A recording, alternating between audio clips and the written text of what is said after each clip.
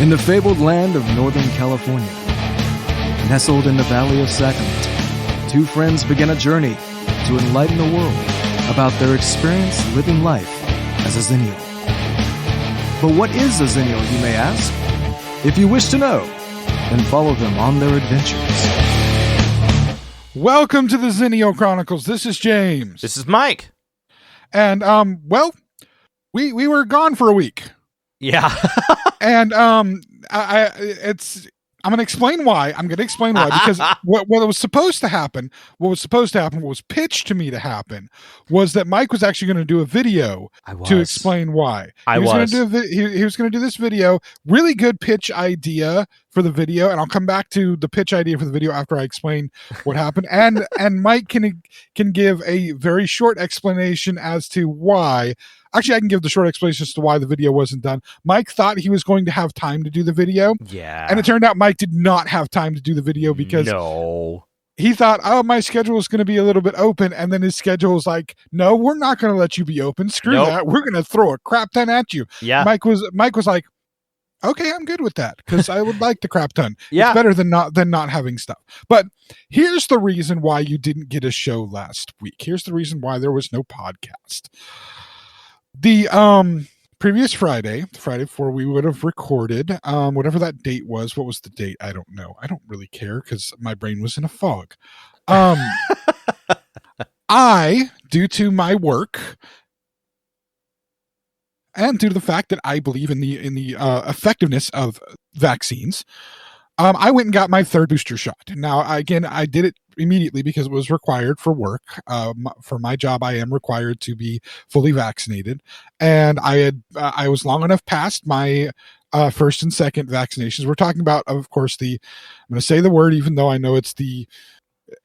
Don't just obviously, Mike, don't put it in the description because we don't want to get flagged at this point in time. Really, it's the COVID vaccine. I don't think that it's I don't think that there's not really any flagging now that we're this deep into it. You know, it was back in the day, like back when they first started talking about it. Well, no, I mean with there's a platform that we're on that's finally starting to flag when people are talking about COVID, but I guess they're only doing it when people are talking about wrong things for COVID. Yeah. Well, I don't know if they're fully flagging it. Actually, that's a whole different ballgame, man.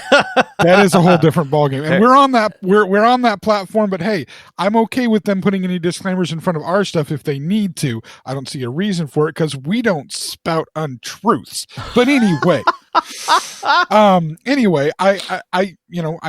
I have to be COVID vaccinated for my work because I work directly with people I'm technically a healthcare worker. That is technically the field that I am in, and healthcare workers are required to have their vaccines. I had my first two vaccines over the summer, so I was already due for my third booster, and they're heavy pushing on the healthcare workers having the third booster. Yeah. And I got mine last Friday. So not the Friday right before we're doing this, but the Friday before we were supposed to do the last show, the last episode of this podcast. And well, I had the same reaction with my third one as I had with the other two. Which meant, so they all kicked you back, huh? Yeah, it meant that I felt like I was dying again. I knew I wasn't, and I knew it was nothing as bad as what actually having COVID was. But I am that unlucky person that gets the vaccine and feels like absolute garbage for 5 days afterwards. 5 days. Look, 5 days of garbage. I'm one of the lucky ones. Like every time I've had one, knock on wood. All that kind of stuff. It's just basically put me out for like a day, but I like fall asleep and I get up and I'm a little sore and then that's it. I might run a mild fever, that kind of stuff. It must work well with me, and I'm fine with that. I'm fine with that. And you know what? With the boss, the boss, my wife. Yes. She her arm just like was sore for a day when she got both of hers. And with our that sore arm actually lasts a couple of days for me. That sucked. For her it was like a day. Our oldest child when he got his like 2 or 3 days of sore arm, that's it. Mm-hmm. The grandmother who lives in the house, let me add the wife, the boss's sister, and the sister's boyfriend. Mm-hmm. Both of them got their shots because they are also healthcare workers. And yeah, no issues with them, just sore arms, no feeling bad, no nothing. But me and the grandmother in the house, yeah, we both feel like we died basically. And she's even worse. She has it even worse than me when she gets it. But she's one of those people that when she gets sick, she's just like super sick immediately. Yeah. I'm one of those people that like I'll be throwing up and still doing whatever I'm supposed to be doing. Like just give me a bucket and I'll throw up in the bucket and then go right back to what I'm supposed to be doing, and I'll throw up again and go right back because that's just what I do. I got to be, if I'm not doing something, I got to be really, really sick. Yeah, well, I was, huh?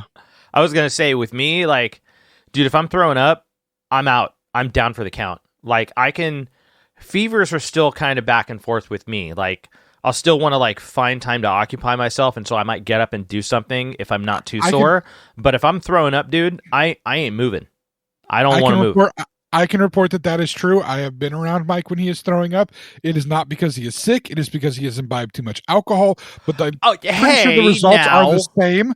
I'm pretty sure the results are the same. He is not moving too much when he's throwing up. Hey, we've all had those are the times when you've seen me in those conditions, correct? Those are the times I've seen you in those conditions. Okay, yeah. Throwing up, it doesn't matter what it is that has gotten it there. That'll be it. And to be completely honest, I have not been in that condition in a long time.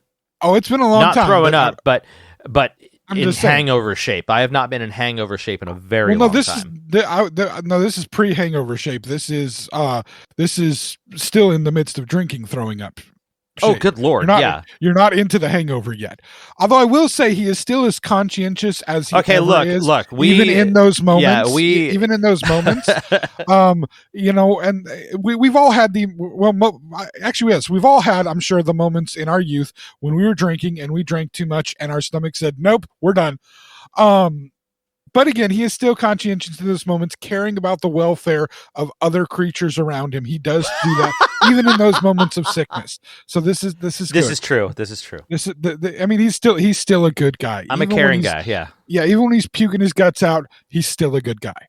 So, but anyway, I wasn't puking over the weekend, but I felt like absolute garbage. Saturday was the worst day. And it probably didn't help the fact that I got my vaccination on Friday, and then the boss and I went shopping, and I probably walked for a good 4 miles of shopping walking, going through stores and whatnot. Yeah. So I had done a lot of walking and I whatnot. So I was exhausted, and then add to the vaccine thing, I was wiped on Saturday, and we were supposed to go out and do more stuff on Saturday. We were actually going to go see a movie on Saturday, the new Scream movie. There's a new Scream movie? God, I'm out. Yes, there's a new Scream movie. The boss is a horror movie fan, so I was going to go and see the new Scream movie with her. I only knew one spoiler from the movie, which normally I know a bunch of spoilers before I go see a movie. I only knew one spoiler, which was I knew one person who was going to die in the movie. I'm not revealing that yet. Huh. But it does bring back some 3 of the original cast members. It brings back Neve Campbell and Courtney Cox and David Arquette. Because what are they doing anymore? They're not. None of them are really doing anything right now. So those 3 do come back for the movie. But that's that's all I know is those 3 come back, and then the one spoiler I know. But I was like, all right, fine. We'll go and see that. I've seen the other Scream films, so it's one of the few horror franchises I like. But I literally was not even feeling good enough to sit in a movie theater. I was coughing and hacking, a headache, body sore. I'm the guy who goes around in shorts and a t-shirt, right, in the middle of wintertime. Mm-hmm. I was wearing pajama pants and a sweater inside my house because I was freezing so much. So I was feeling like garbage. I still did the things I needed to, still made breakfast for everybody, made my own breakfast. The wife was exhausted, so she took a nap, and I'm like, okay, I'll just sit here and freeze to death. But I did all the things I needed to. I still was doing the stuff I had to do for the day, but I got in contact with Mike here, and I was like, dude, yeah, I'm not feeling the best. I think we might need to talk about some suspension. Right? Was that Saturday or was it Sunday? I believe it was. We were looking at the possibility We on were looking at the Saturday. possibility on Saturday, and Mike had some things he was going through, personal things with life. And he's like, "Yeah, I got these things and this and that." And I'm like, "Okay, yeah, let's see what we can figure out." Well, And then okay, so when there was also I was going to What? say, we can go over that real quick. Like Okay. it's relatively fast. So the personal things, quote unquote, weren't really like major personal things. So what had happened, because I already talked about this on my other socials, so it's not really that big of a deal.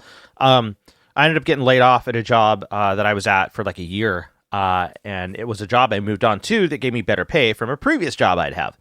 So I was pretty happy at that job, and I was pretty, sideswiped with it when I got laid off. I was happy you were at that job. You were sending me pictures of awesome stuff. I know. I loved that It was part. so cool. Now So I was I'm working at sad. a local, basically a local record shop, and I was receiving vinyl at that job. I can describe it, but I'm not going to I don't want to put this place on blast because I love this place, but I'm not going to name what the place is just out of respect.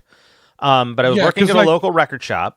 Mm-hmm. And it's a record shop, but it also does other things. Yeah, it's like it in very, very much in the vein of records and collectibles and stuff like that, basically. So I was working at this record shop. I was receiving vinyl, used stuff, new stuff, and I'm talking like classic stuff, like original David Bowie would come across my desk and stuff while I'm pricing it out and securing it and getting it to go out on the floor. And I had a great time, and it was really nice. I heard some cool stories. I was able to share some of those, and all that kind of stuff. And it was really cool. But unfortunately, the position was no longer available. They had to eliminate it. Money things, business things. So they had to let me go. And it sucked. But at the same time, there was nothing wrong with me. Yeah, and because of that, because it wasn't a bad situation, it wasn't like a bad employer or they were mean to Mike or anything. I did ask Mike, do I need to not go there anymore? He's like, no, they're all great people. They're wonderful. Keep going there. So I still get to go there, which is awesome. Because I love you, bro. If that place was mean to you, I would never go back. I'd be like, screw you guys. You were mean to my man, but they weren't. They were chill. They were good. They weren't. So good I'm people, totally and I will be going back there myself to shop because they're awesome. I might be going there today. I don't know. Nice. I'm still trying to find out what the boss wants to do. So yeah, that's the first thing that had happened to him last week was that job had disappeared. Yes. And so he was trying to figure things out. He was having some difficulty. And then there was the fact that there was I will admit, I didn't want to be spending my Sunday morning trying to fight through with the cough that I had, the sore throat I was already having, trying to fight through doing a podcast and putting all my energy into a podcast when there was an NFC championship game that I needed to watch. Oh, no. And I did watch my NFC championship game. We didn't do the podcast. And that's a good thing because apparently you had to redo a cage or an enclosure, I should say. Enclosure is a better word to describe it because cage seems small. Enclosure, it takes up like 2/3 of the room that it's in. An enclosure for the iguana that you guys have, which is a gigantic freaking iguana that is hyper aggressive and scares the crap out of me every time I go in that room. Oh yeah, she likes to jump on the cage and all that. It's great. Yeah. Just for people who are ever thinking about, oh, look, an iguana, that's a cute little pet. No, iguanas grow gigantically huge. You need huge enclosures for them, and they are not cute little pets. Razor sharp claws on those things. Deadly mouth. If they bite you, go to the doctor immediately because your bite is infected. They have nasty, disgusting mouths. Yes. So, the big thing is, similar to raw birds, like raw bird meat, raw chicken meat, right, and raw turkey.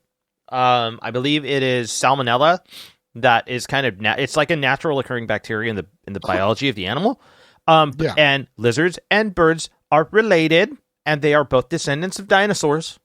Quick lesson on evolution there. But both of them also tend to carry salmonella. So if you get a bite, if you get a scratch, if you are handling lizards and birds, it's heavily suggested that you wash your hands afterwards or wash out the wound. Don't just straight up lick your hand after holding your bearded dragon. Okay? Terrible idea. Absolutely terrible idea. And don't lick your bearded dragon either. No. Unless of course Bearded Dragon is a nickname for something, and then that's your own thing. Whoa. But I'm just saying. This is coming from, by the way, a person who does own a large number of lizards. I mean, I have a bunch of bearded dragons. I have like, I don't know, some kind of a gecko. I don't remember exactly what kind. There's another one that we have that's like a fire belly something or other. He's really cool looking. His name is Dante. Nice. He's really cool looking. Nice. And then there's like a dragon something or other. It's another dragon thing that's not a bearded dragon. So this is somebody coming from somebody who owns a lot of those things. Wash your hands afterwards. Yep. I guess we do things with the bearded dragons. We pick them up, we hold them, we walk them around the place. We interact with them because bearded dragons are really cool pets to have. They actually have really good personalities if they don't hate you. There's one that doesn't like me, but the rest of them are really chill. And the thing is, though, yeah, wash your hands afterwards. Snakes, too, if you have any of those. But yeah, so Mike had the fun of rebuilding that enclosure, or at least reinforcing that enclosure. I had the fun of resting in the morning on Sunday instead of doing a podcast and then watching my team lose the NFC champion. Which actually at the time I was really unhappy with, but I'm actually kind of happy it worked out really good. If you know the situation of what they're dealing with, and this is, I know I'm talking a little bit beyond your knowledge here, Mike, and maybe the knowledge of anybody else listening who's not a football fanatic like me. If our friend and announcer Scott is listening, I was actually talking to him throughout the entire game. Also, a former friend of yours, well, not former, but a friend of yours that you used to work with at the place with the instruments. Yes. Who goes by initials. Is that a good way to describe? Now you know what I'm talking about? Yes. It's okay. You don't have to go into that much detail. I'm quite positive. I know who it is. For the last actually couple of games, I was able to hook up with him and Scott and my dad, actually, who's the people I talk to. Scott and my dad are the people I talk to for football games anyway. We regularly talk whenever the 49er games are on. I actually, for the last couple of games, hooked us up into a group chat through Messenger, so that we could all chat together instead of me having multiple people that I was trying to chat with. And that friend of yours, I brought into it like, hey, I got this, I got my dad and my other friend, and Mike's other friend. So, if he's Mike's friend, he's a cool guy, not just some weird friend of mine. That we all kind of chat together for this. So want to be in on this? He's like, yeah, sure. And, he's a little more trash talky and what's the word? Trash talking, maybe a little more optimistic than Scott and me and my dad, but he's also younger, so he hasn't had the team hurt him as much in the past as it's hurt us. So we're a little more, we still feel the scars of NFC Championships games lost in the mid 90s, and I don't even know if he was alive back then. So you know what I mean? Yeah. But yeah, I mean, like I said, if you, not knowing what the situation the team's in, it's actually a really good thing that, first of all, it's a surprise that the 49ers even made it to the playoffs, much less to the NFC Championship game. I always maintain I'd rather my team lose in the playoffs or again, the championship game than to lose in the Super Bowl.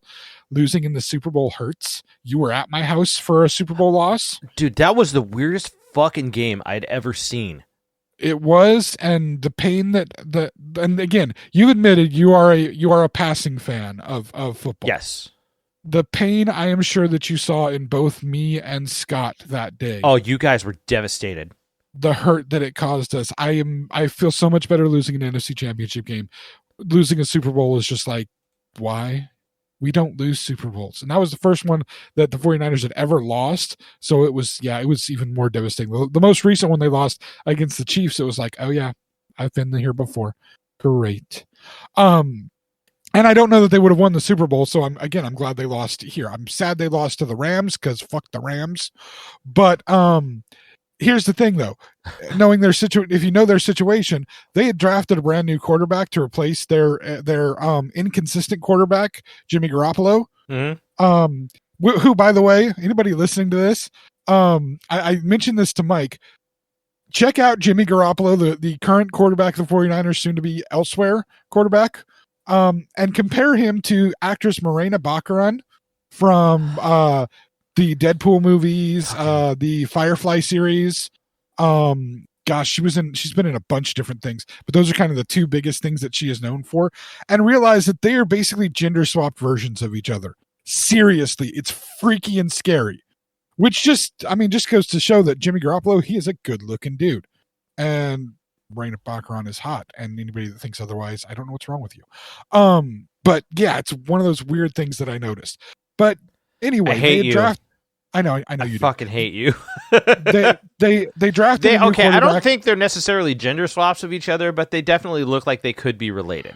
No, you need to pay attention to the shape, literally the shape of their mouth. That's the proof of it. Seriously, but wouldn't that show weird. like relation rather than? No, it's even closer than relation. It's fucking close, and you know what? This is denial, James. Okay, this is denial at work. Don't do this to me. I mean, enjoy your trip to Egypt, man. But anyway, the Niners had drafted a new quarterback to replace him.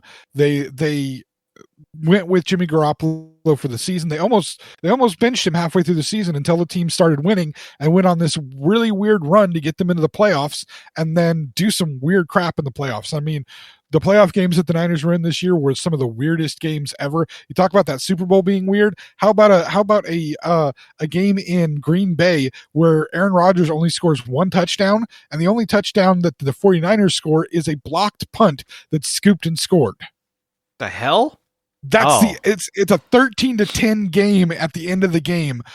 3 field goals total, 2 by the Niners, 2 by the Packers, 1 touchdown by Aaron Rodgers in the entire game. Wow. And the Niners offense does not score a single touchdown. Again, a scoop and score on a blocked punt in the fourth quarter. It was that was a crazy game to watch. That was a game where you're just like, what am I watching happen here? What is happening in this game? This is what happens when two teams fall apart in front of the world. That's kind of almost what happened. And I mean, the only upside was watching Aaron Rodgers lose to the 49ers for the 4th time in the playoffs. Oh, wow.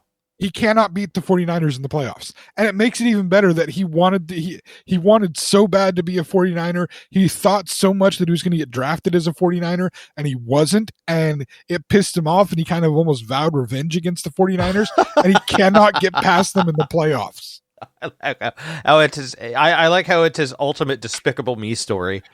Seriously. And the thing is, he's been in the playoffs so many times, has won Super Bowl. Wow. I mean, the only quarterback that was more maligned in his career than Aaron Rodgers is probably Dan Marino, who never even got Dan Marino got to be in 1 Super Bowl, and he got his ass handed to him in that 1 Super Bowl, but he's never won a single one. That's okay. He has movies. It's fine. I guess. No good ones. Well, Little Nicky, okay. Little Nicky, Ace Ventura, goddammit. Come on now. Ace Ventura. He's in You're Little Nicky. kidding me. He's in Little Nicky. Ace Ventura is a fantastic movie. How long has it been since you watched it? Been a long time. Go back and watch it again and tell me that you're okay watching it now. The concept of it? Oh, yeah, now that you're thinking about it, that might not be... Ooh. Einhorn. Right. No. Oh, gosh. Oh, I may be reneging that statement then, because that's... Yeah, you may be. Oh. Yeah. Oh, God. You can't anymore. I'm still okay with celebrating a pineapple being shoved up Hitler's ass. I'm totally okay with that. I don't see a problem. That's I still don't see a problem with that. Oh, yeah. No, that's not okay. Einhorn that is like legit the entire plot right there. That's the whole plot of the movie. Oh, that's fucked up. Exactly. Oh, that's not good. Exactly. Hard now, huh? Yeah. Oh, no. But anyway, that's why... Dude, I wonder... oh, God. How the hell, in the middle of all of this, how the hell has that not come up? It has. Like, that's why it did? Oh, yes. Oh, no, I gotta look it up. There's been discussion about how Ace Ventura does not hold up at all anymore, and how tough it is to even watch it now in the modern era with... Yeah, no, it's the jokes in there they're not good. Not good at all. Wow. Oh, it has been. Oh, wow. Okay, so This is a Wikipedia article specifically that's stating this, like reading this right now off Google. The Hollywood Reporter here says Ventura's over-the-top negative reaction to his discovery that Lieutenant Lois Einhorn is transgender, she was previously Dolphins kicker Ray Finkel, has been a source of controversy since Ace Ventura's debut. Well, shit, when you watch that when you're like 12 when it comes out, you don't think of that shit. Oh my goodness. Good Lord. There's a specific Wikipedia article that's specifically based on the transphobic tone of Ace Ventura: Pet Detective in Wikipedia. Yeah, I told you. Damn. I mean, yeah, that's what it is. You just don't. I apologize like profusely. That is something I entirely missed. I completely missed that shit. That is bad, dude. Oh my God. And here's the thing. Here's what's beautiful about this. This is the appropriate reaction when you say something that you think is funny, some type of a humor or some type of a comment that you think is an appropriate comment, and somebody points out to you that no, it's not really an appropriate comment. Think about it. Your reaction right now is the appropriate reaction. The appropriate reaction is not, well, I just can't say anything anymore. Nothing can be funny anymore. Oh yeah, fuck all that. Yeah, that's stupid. It's oh my God, you're right. That it really isn't okay. Well, yeah, when you put this is some shit that was overlooked. Depending on it's some shit. That it wasn't overlooked. It was overlooked by me, but I was a fucking kid. Yeah, like you don't think about stuff like that. There are people that do think about stuff like that at that age, but I am not somebody that went through that experience, so I would not have been capable of thinking about that at that time unless it was pointed out to me. Obviously, it was. It makes perfect sense that it's a fucking mistake, and not just a mistake, but holy shit. And here's the thing. That's why the question I asked you was, how long has it been since you've watched it? Right. Because if you had watched it recently, I think I knew you would have noticed it, but because it had been such a long time, the true details of it were not necessarily present in your head. You remember watching it years ago and laughing at different things and, finding this amusing or whatever, but not really having a full conceptualizing of the details. And it's not like Ace Ventura is one of your favorite movies or whatnot. It's not something that's like, you watch that thing regularly. You couldn't save this if you tried. There's no. I think Carrey himself had said that there was no talk of doing another Ace Ventura movie. Not necessarily for that reason, but like you couldn't do that because you would have to reference the first film. You can't take When Nature Calls and make that one because oh my God, dude, the racial stereotyping in that one is bad. Oh yeah. Oh my goodness. Yeah, that's shit, dude. This is yeah, you can't save that shit. You can't save it. No, it's a humor that existed at the time and was acceptable at the time. And again, we've had this discussion on here. There comes a point where society advances to an understanding that certain things aren't okay anymore. And that's the point of society's advancing, people becoming more civilized and understanding of how powerful words are. Again, I've said this to you before, but the old adage we were taught, sticks and stones may break my bones, but words will never hurt me. Bullshit, words hurt. Oh, and absolutely. Absolutely. And we need to be able to understand that, there was a time for those things to exist. That time is not anymore. And, society does change in what they consider acceptable and what they don't consider acceptable. Yeah. And so, but admittedly, that was the biggest acting work that Dan Marino had done, which is why I know you brought that up. I do find the fact that he's attempting to make a deal with the devil in Little Nicky the really funny part, and yes, and then the fact that you did it for Namath. Yes, that's a far lighter. It's a far lighter film to remember Dan Marino by in his film career. I guess there's also the whole tit head go with my father. So there's issues in Little Nicky too. I'm not saying that there's not. But still, the point being here, Dan Marino is that quarterback that never made it. Gosh, we went way far afield on that.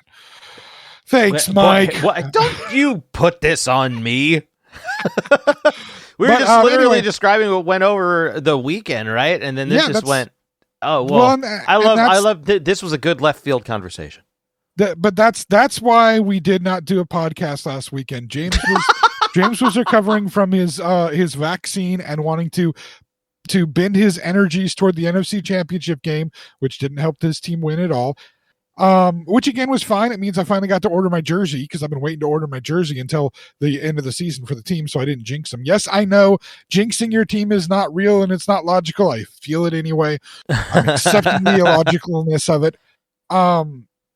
And again, it puts us in it puts the team in a good situation to trade Jimmy Garoppolo away, get some draft picks back for the draft picks they spent to go get this new quarterback, and it gave this new quarterback a year to learn the system and practice and get ready to go. And it shows we have a team that can make it to the NFC Championship game with a quarterback that is inconsistent.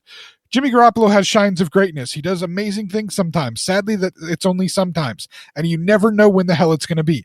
He can have a whole series of plays where he's fantastic, and then have a whole series of plays where all he does is throw the ball to the other team, and it's like, what the hell are you doing? And you don't know why he does it. There's no rhyme or reason to it, and fair. That's you can't deal with inconsistent quarterback play. However, there are some teams that are willing to deal with it because they ain't got anything. So the hope is that by getting all the way to the NFC Championship game, that makes it so he's a little bit more desirable as a trade commodity, and the 49ers can get rid of him, get some recoup back, and hey, maybe have a good chance at a season being better next year. So all I have to say as far as the Super Bowl goes, go Bengals, because I just fuck the Rams. That's all I got to say. I mean, well, no, this is an important thing, man. Again, you're a passing fan, but I had a discussion the other day with somebody that's again somewhat of a passing fan of football. He's a Seahawks fan, but I give him the pass because he's not like a hardcore Seahawks fan. Yeah, and he's not a trash talking Seahawks fan, so I don't give him too much crap about being a fan. But when the game was over, he's like, so you're rooting for the Rams, right? And I'm like, why would I root for the Rams? Well, the way I see it is like, whatever teams in my division first I root for, and then, conference. And, that's that, you still stay close geographically. I'm like, no, you don't.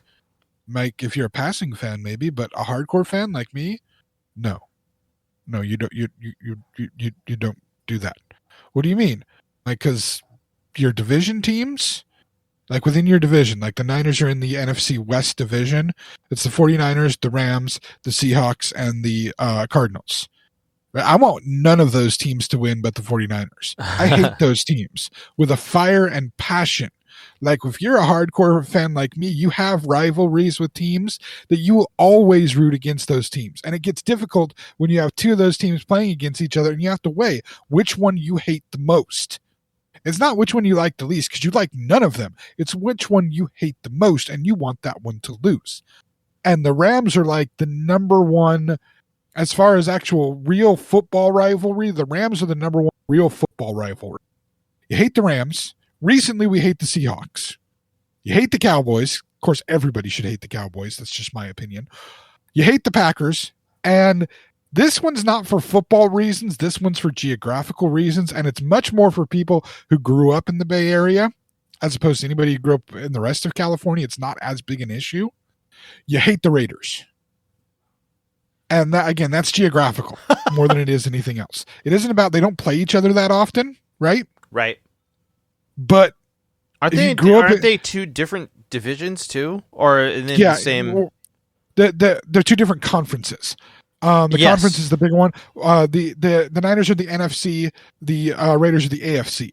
They're two different. Yeah, so they play like preseason, I think, and then sometimes. Well, they used to all the time. They had to stop the preseason games because too many people were getting stabbed. God damn, yeah. Just knowing that, I know and it's still like too much to consider. I can't to like process. I would love to blame it on the dirty Raider fans, but it's not. It's actually both. Both teams stab each other. The fans stab each other.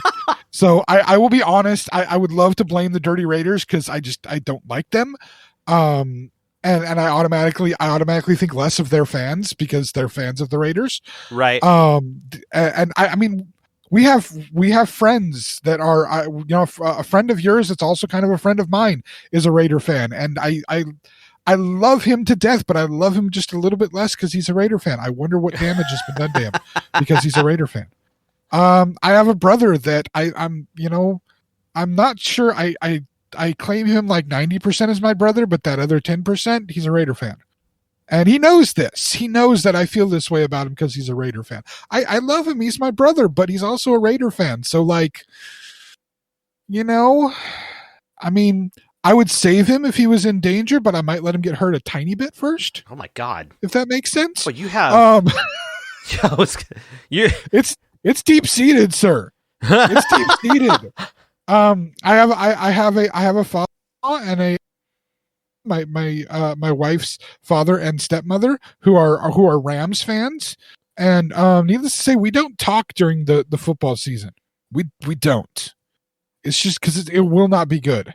The discussions would never be good. Because the rivalry is deep. It's deep seated hatred, and it's when you're. It's a level of fanship that is a little strange, and it might be a little unhealthy. I'm not going to lie, but it's what I feel for football. Luckily, it's the only sport that I feel that for, because I could care less about any other sport. People are like, "Oh, it's World Series time." Like, so the Giants are in the World Series. I hope they lose. What, you don't like the Giants? No, but like I also really don't care. So, well, then why would you hope they lose then? Because I just don't like the Giants. Why do you not like the Giants? They're not even a sport that you follow. Well, because I used to follow baseball, and I was an A's fan. And again, okay. See that? So it's by default. Okay, yeah. It's a Bay Area thing. If you were an A's fan, you hated the Giants. That makes sense. Dude, I had my aunt flipped from a Giants fan to an A's fan, and I still don't understand why that happened. That didn't she grew up a Giants fan. She grew up. I grew up a Giants fan. And then here's the deal. What? Here's the deal. What? She has been possessed by a demon. Go call a priest. What? Okay. Or she was previously possessed by a demon, and now the demon is gone. One of the two. Because that's the only way you flip like that. Okay. Possession has to be involved. Okay. I don't entirely follow, but I'm just gonna take to flip fanship in that way. To flip fanship in that way, possession has to be involved. Now, I could go the super misogynistic route and say it really doesn't matter because she's a woman, but I disagree with that completely. I disagree with that because I firmly believe that any human being can passionately love their sports team, regardless of gender, regardless of anything else. It's about having a true love and fanship for your sports team. I don't care who you are. If you love your sports team, you love your sports team, and thumbs up for you. Just stay dedicated, stay loyal. There's only one time you're allowed to leave your sports team. Only one time. If they leave you, if they move from the geographical area to a new geographical area, you can abandon your sports team because they already abandoned you. Fair. That's the time you can do it. Which, by the way, is why, even for the NFC Championship game, the majority of fans at the SoFi Stadium, which is in LA, which is where the Rams are, it's the Rams home stadium. The majority of fans were 49er fans. And that's because the Rams have abandoned LA in the past. They used to be the LA Rams, then they went to St. Louis, then they went back to LA. Oh, that's right. They were in St. Louis. LA doesn't care about the Rams anymore because they abandoned them. And the Rams are like, oh, we can't get a home field advantage. You can't get a home field advantage because you have none. Nobody likes you in LA. Why? Because you left them. That's what happens when you abandon the people that love you. Anyway, fair. We're going to take a break. And when we come back, we have a few more things to talk about, including I want to touch a little bit on some weird video game stuff that happened, corporate video game stuff that happened recently. Oh, let's go. Let's go. I didn't know. You didn't tell. All right. This is a natural reaction from me. He didn't tell me shit that this was going to be the conversation for the second half. I'm ready. We are going to mention at least one celebrity that I think we didn't get to talk about that passed away that was a little bit freaky. I don't think we talked about him. Which one? Milltown Mel? I was thinking Meatloaf. Oh. And And I think there's one other topic. Oh, yes.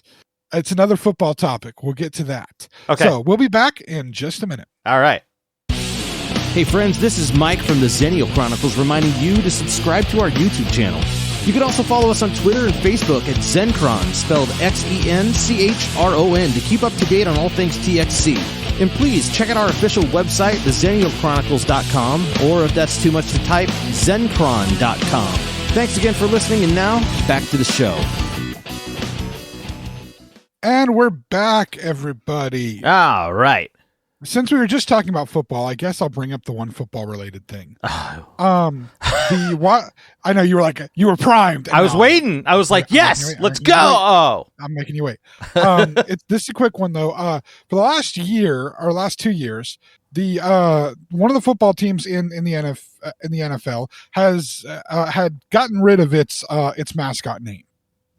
okay. Due to the idea of it being an insensitive name. Oh, yeah.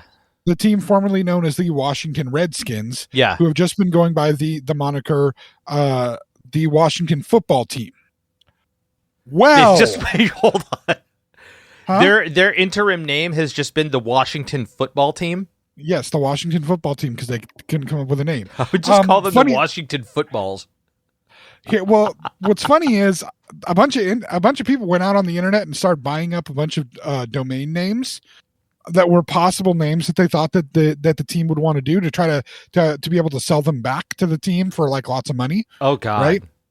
Which let's also add that the Washington Football Team ownership is embroiled in huge lawsuits and scandals of sexual misconduct and other kinds of misconduct. Oh no. And has been for many, many years. The Snyder family has had nothing but legal problems for years, and so it's very likely they finally capitulated to change the name as a result of maybe trying to get some goodwill to help with all the various lawsuits that they're dealing with. Oh boy. Yeah, there's a lot going on with that. So there's many things that you could think of. The Washington Generals, Senators. I mean, there's names that have been used for other teams before because it is Senators? It's a Washington D.C. team. They play in Landover, Maryland, but they're supposed to be a Washington D.C. based team. Oh Right? really? Yeah, where'd you think they were? Washington State? Yeah. No, they're Washington D.C. So Again, they're they DC. play- Oh, okay. they I could play see in the Generals make sense. That sounds great. Generals would be perfect. Yeah. One of my favorite fictional football teams was the Washington Sentinels, which is from Oh, the Keanu Reeves football movie. Oh, cool. Okay. The Replacements. I have not seen it. You- Isn't The Replacements a remake of another movie, or am I thinking we Longest Yard? Longest You're Yard was thinking, redone. you're thinking Longest Yard. I never made you sit through The Replacements. That's one of my Why the- favorite football movies ever. James, you're a that football was back fan, in- and I am not. No, that was I back would- in the day. It's a comedy. Okay. It's a funny movie. I mean, like it's a really, really funny movie. Okay. You don't remember John Favreau as the cop who's the linebacker who's yelling at Gene Hackman, the coach, about getting the ball? No, because Give I me the haven't ball. I'll get you seen the it. ball. Give me the ball. I'll get you the ball. You need to No, watch that because movie. I haven't seen the movie, so I wouldn't remember that. I'm serious. I know I made you watch that at some point because it came out in like around 99, 2000, 2001, right when you were our roommate. I'm shocked I didn't make you watch that movie. Anyway, great funny football film, but they're the Washington Sentinels. That would have been a good name. Sentinels would have been a great name. You know? Yeah. Generals would have been a great name. Yeah. Senators even would have been a great name. No? Senators, No. not so much, but Generals for sure. Dude, the Washington Yeah. Generals, General Washington, that would have made perfect sense. Yeah, but those are none of the names that were chosen. No. No, that was not the names chosen. The name chosen, which is similar in vein, I mean, The I Washington- guess. the Washington Football Team, formerly the Washington Redskins, are now known as the Washington Commanders. Okay, first, that's stupid. Second, it's not as stupid as the Washington Redskins. Third, realizing that the team was from DC and not from Washington State makes the Redskins moniker even worse now. I didn't know they were from DC. That's a whole different deal. Oh, you thought it was like a Pacific Northwest Native American thing going on? Yeah, I thought that they were like taking it from. Although, keep in mind, general name, the name the Washington Redskins is terrible, absolutely terrible. I even remembered seeing it, like looking at that, or like I can't even watch. You know how I can't even barely watch Major League because of the Cleveland Indians. Which they're by the way, they are in the process of changing their name too. They better fucking be. Well, no. See, here's the thing. Here's my question, because I actually had this conversation with somebody about this. Are you mad because the name Indians in reference to it being maybe a slur term towards Native Americans, or are you mad because they're not Indians because they're not from India? Which one are you mad about? It's a confirmed that it's a slur against Native Americans. I understand, and it's compounded because of the fucking mascot. Have you ever seen the mascot? And the logo, that shit is, dude, like, if you look at the Cleveland Indians logo and you look at the Washington Redskins logo, both of them are bad. Both of them are terrible. But only one of them looks like a Native American caricature akin to the Frito Bandito. Okay. And I'm mad. I'm mad when people... You're mad that what? What are you mad about? I'm mad when people use the term Indians and use it for mascots, which, by the way, a local high school to where I live still has the Indians as their mascot and has no intention of changing it, which is not surprising with the closed-minded idiots around here. But I'm mad. I'm always mad at the use of Indian as any kind of a reference to any Native Americans, not because of the slur aspect of it, but because they're not freaking from India. They've never been from India.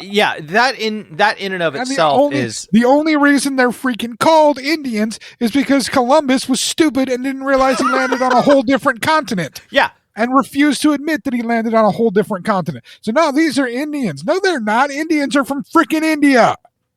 Right. Exactly. Now, somebody from India, I will say that they are Indian. Why? Because it's not a slur, because they are a person from India. It's like calling somebody an American. You're from America. But yes, for Native Americans, technically it's inappropriate. For natives in general, you should be able to call them. Well, you know, here's they should be Americans. Funny. So we are the only country that calls the Americans in general are the only people that call our country America. Every other country calls us North America. They call us the United States. Yeah, they call us either the United States or North America. One of the two. But the continent North America also includes Canada, so that's wrong. It actually technically includes Mexico too, because they're technically not a continent of Central America. So if it's you an say area that we consider, but like it's also North America is technically got Mexico, Guatemala. There's like 3 or 4, I don't know all the countries that comprise the area of Central America, but it's actually all still part of North America. Oh boy, we're getting into a whole different regional issue here. But to be completely honest, like getting back to it here. First off, I am not going to complain about the Washington Commanders when the Redskins was it's just an awful was the alternative here. Like that was the original. Like anything is better than that name simply on anything is better than that name simply on principle alone. Yeah, but Commanders is a terrible fucking name. It is. Although it sounds so generic. It sounds just uninspired. It is. But it did create a really cool meme that I got to see, which was a picture of Cobra Commander in the burgundy and kind of yellow that is the colors of the Washington team. And it was an awesome Cobra Commander thing. I'm like, you know what? That's pretty cool. I would totally. If they ever made like a Funko or any kind of figure of Cobra Commander in those colors, in like white and red. Are they still doing white and red, or did they change their colors too? The Commanders. They're not white and red. They're like a burgundy and yellow. Burgundy yellow. Sorry, that's what I meant. That's always been the Washington colors. I'm sorry, I mixed them up with the other racist team name. I apologize. Which one? Well, that would the Cleveland Indians is what, white, blue, and red, or something like that. I think they got some orange in there. There's some orange in there too. I don't know. It's I don't from know. Cleveland. Who cares about sports from Ohio? Except for the Super Bowl, which I do care about. The Cincinnati Bengals. Go Bengals. But yeah, ordinarily, who cares about professional sports from Ohio? But anyway, again, if that figure of Cobra Commander ever comes out like for sale or something with that color combination, and it has like the branding from the Washington team on it, NFL branding and stuff on it, I normally will not buy stuff from any other football team because of my fandom of my team, but I don't have any kind of issue with Washington. Never have. There's never been any kind of rivalry with that team. So like I'd buy that Cobra Commander just for the fun of that Cobra Commander, because I'd just be like, this is a cool version of Cobra Commander. It doesn't have to be a Washington, Commanders thing. It's just freaking Cobra Commander in a really funny way. And that falls into my love of G.I. Joe. I don't necessarily like Cobra Commander. He was an awful leader, terrible strategist, and really, really. I'll give him this. He allowed his employees a very lax dress code, and it's really cool. I mean, he let Dr. Mindbender wear basically like a sleeveless jacket open all the time with no shirt underneath. Yeah. So that's pretty cool. I mean, he was progressive in the fact that, you want to wear that, go right ahead, man. It's all right. I'm not going to have a strict dress code on things. You're good to go. I give Cobra Commander credit for that at least, but like the rest of the time, really, really bad strategist. I mean, come up with better plans for things, honestly. Fair. But anyway, that's kind of the NFL news that I had. Was we have now Washington Commanders. Okay. And then of course there were we talk about. I'm transitioning now to another thing to talk about. Oh, okay. We do talk about celebrity deaths regularly, and there have been multiple since the last. Because like last week when we were going to do a show, this was one I wanted to bring up, and there was a few others. I have forgotten the others because my brain is still in a little bit of a fog from, my team losing and coming to grips and being okay with it, and also the vaccine and my brain from that. But the one that hit me recently was Meatloaf. And again, I don't know if we mentioned it on a previous podcast. Yeah. But like that one was like, it was one of those lists, or one of those people that I would have liked to have seen in concert at some point. I have my list. I'm sure you have your list of concerts that you would like to have gone to or like to go to. I know we just recently talked about the fact you were lucky enough to see one of your favorite bands of all time before they stopped playing and before the drummer passed away. Yes. Which is amazing. I'm like, yeah. So freaking cool. You got to see them. It's always the problem. Every time I have an opportunity to see Metallica, I'm like, I want to see Metallica again before one of them dies. Mm-hmm. Because they're getting to that age now where we have to really worry about, like, they stopped doing all of the drinking and the drugs, so we don't have to worry about them dying from that necessarily. But now what else is going to kill them? Like, are they just going to be old at some point and die? And so like, or is cancer going to happen, or any of those wonderful things that becomes more common as people get older? And it's like, crap. Yeah. So, I kind of worry about that too. So, I always want to see them. Meatloaf is one of those guys I always wanted to see. I've been a fan of Meatloaf since the early 90s, since Bat Out of Hell 2 came out. And it was sad to see that had happened, that he had passed. Although not surprising, his health had been poor for a long time. But I at least just wanted to mention it real quickly. Again, I don't remember if we had on a previous podcast, but I still wanted to say something about it. No, I think it happened today. when we had to take our break, actually. Yeah. So yeah, I totally understand. Yeah, he was unmistakable, man. He was unmistakable. He was a remarkable vocalist. He got people into rock and roll to listen to fucking show tunes, man. Like, well, I mean, yeah, basically that's what Jim Steinman basically. Yeah. I will say this though, having done a lot of looking into Meatloaf music over the years because I was a fan. Mm-hmm. Admittedly, Meatloaf is a fantastic singing talent.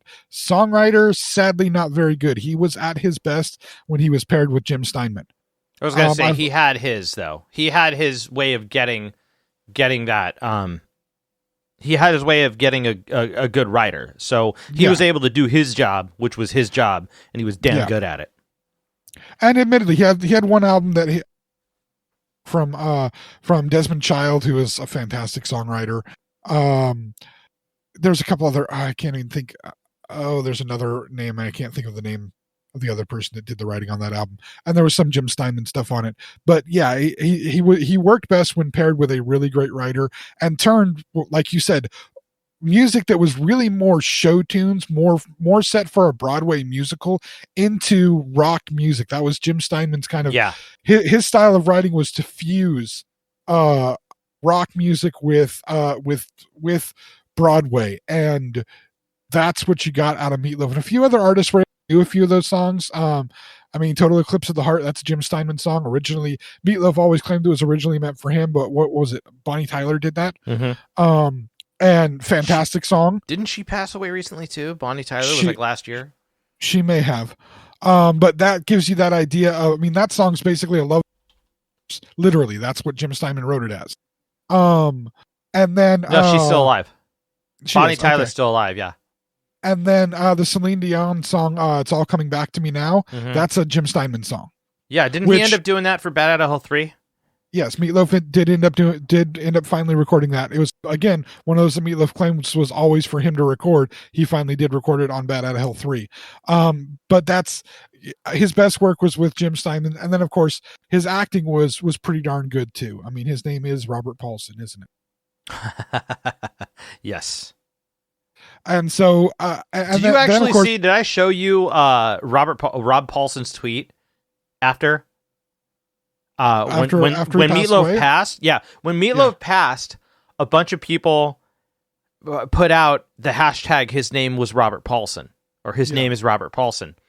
And I think he let it go for like 24 hours, didn't say anything. Rob Paulson, the voice actor, is who I'm talking about. Yes. I'm clearing this up for everybody else. Yeah. Rob Paulson, the voice actor, who is very, very prominent. You know him from a lot of different stuff. He was Raphael in in the 86 Ninja Turtles, 87 Ninja Turtles. He was Donnie, I think, in the 2012 Ninja Turtles. And he was the he's Yakko in Animaniacs. He's Pinky in Animaniacs, Pinky the Brain. Dr. Scratch and Sniff, he's all over the place. You hear him everywhere. He puts out a tweet like the day after Meatloaf passes, just to state, sadly the rumors are not true. I am very much alive. Hashtag, rest in peace Meatloaf, or something like that. Yeah. Just to kind of clear it up. But I thought that was actually kind of funny. I thought I shared that tweet with you. I'm not sure. No, I don't think you did. But yeah, that's hilarious. Yeah, and that's the character. One of the characters that Meatloaf is most famous for playing is for it to be the name of an existing actor. That's amusing. Meatloaf was also in one of my favorite movies as the bus driver, and that's Spice World. Oh, he was the bus driver? Oh, yeah, he's the bus driver. It's been forever since I've seen that. You showed me that near when it came out because you absolutely loved it, and then I never saw it again. Oh no, there's a great moment in the movie where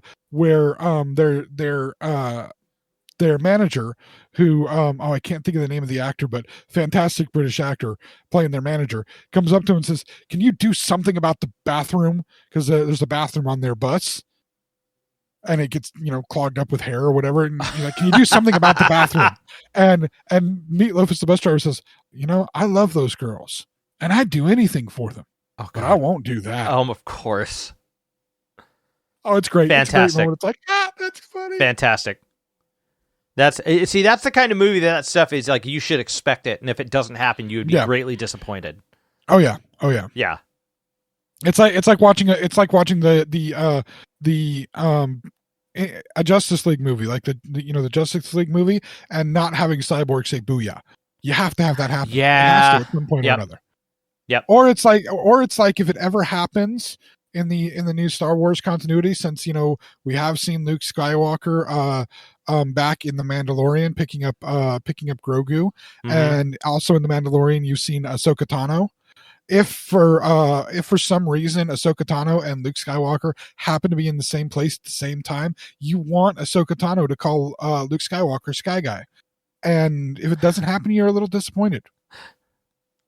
I thought. Oh wait, I don't want to give a spoiler out for the near. Is that that wasn't a spoiler for something more recent, is it? Maybe, I don't know. Okay. Anyway, Yeah, I don't want to give anything out. I've heard from articles, but that's all I've seen. But anyway, again, sorry to hear about the passing of Meatloaf. Yeah. We'll listen to his music still because I do love his music. His politics not as much, but his music. Yeah, that was kind of. I didn't want to entirely touch on that. Yeah, well, that's why I only mentioned it there. Cool. Now, on to the thing that Mike really wants to talk about that happened recently. And the thing is, I only knew a little bit about this, okay, because I had read an article and I was like, okay, fine, whatever. But it's starting to get deep, and it's like a gradual thing. I don't know if we're talking about the same thing. I'm wondering. Okay, I want you to open it up, and then I might continue. Well, to elaborate, the sister-in-law's boyfriend Zach, he came to me and was talking to me a little bit about this, and his opinions on it, which were very, very insightful. I almost actually was going to get him to come onto the podcast to talk about it, but I figured I could do enough of what he was trying to say.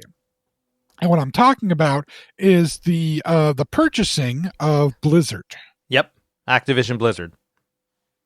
And what's happened with that, and what it means. So I want to know what you know about this stuff, and then I'm going to kind of elaborate and explain.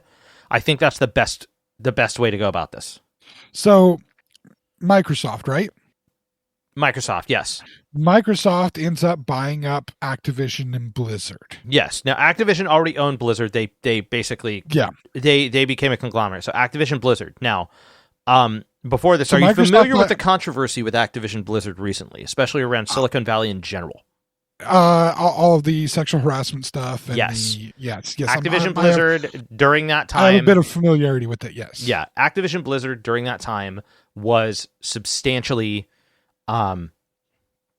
Has been caught in some substantial controversy concerning issues that have to do with sexual harassment. Not necessarily. I don't think assault. Designers being douchebags, basically. Yeah, designers being douchebags. Sexual harassment, inappropriate workplace relations, misogyny, that kind of a thing. It's been going on for a while, and it got blown out into the open. So much so that the state of California. That like the governorship was looking into like seriously investigating them. Like it's been some serious shit. Yeah. But yeah, that was where this whole thing. It's not necessarily where this whole thing starts. This is new. However, Activision Blizzard has been active in the news recently due to that first. So it's been kind of in the forefront, and then what you're talking about happens. Yes, this purchase happens. And at the same time, there's another purchase that happens with where Bungie gets bought up. Yes.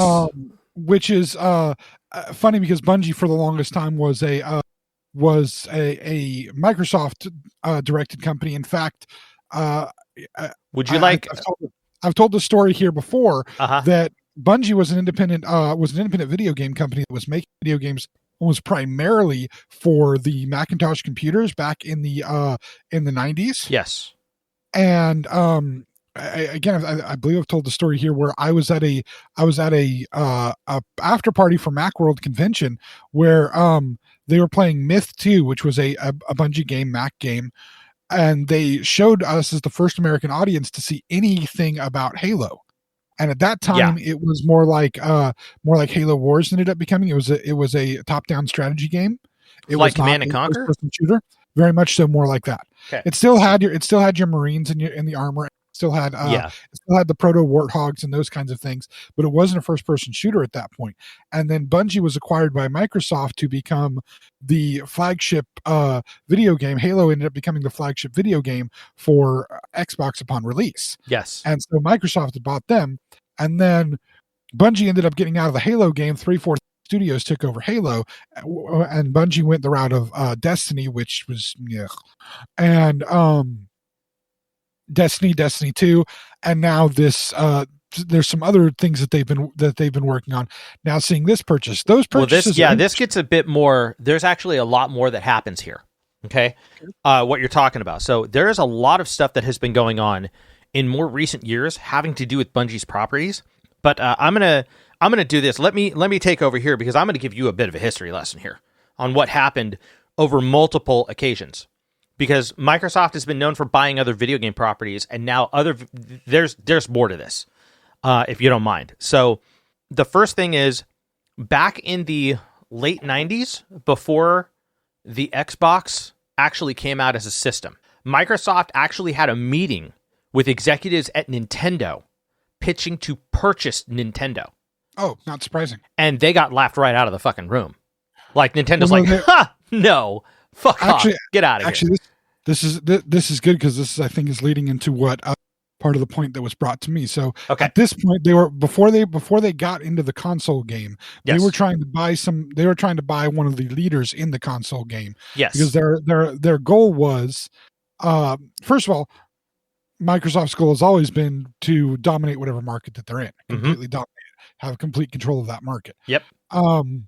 Them trying to purchase that and get in on that, not surprising. Okay, so there's a bit more to the story. I'm going to bring in another company that is kind of part of this a little bit. So there was a company that helped Nintendo with one of their biggest properties back in the 90s. On the Super Nintendo, they were known for... Can I guess? Yes. Rare. Yes, exactly.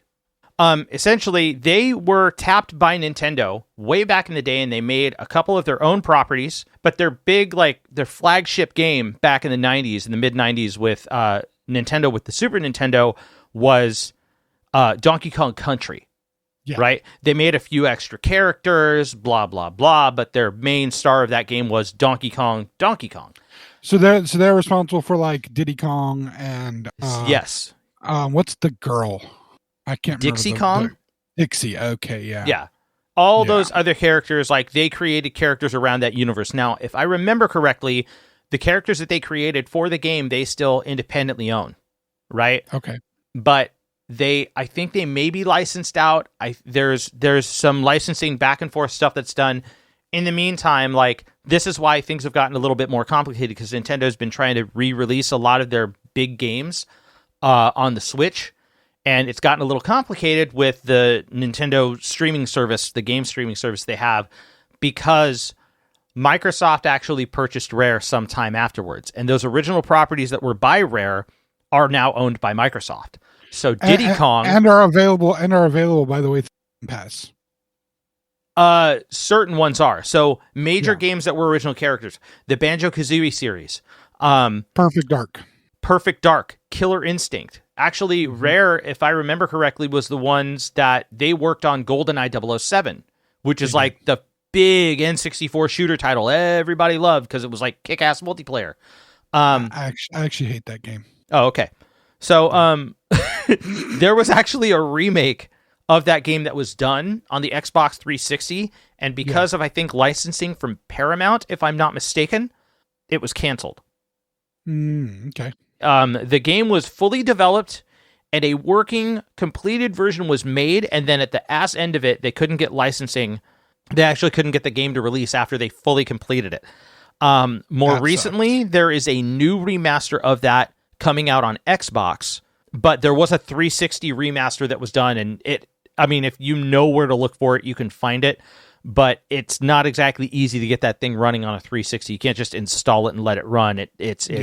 You got to do some backdoor kind of stuff with your Xbox in order to actually get that working. So, not necessarily.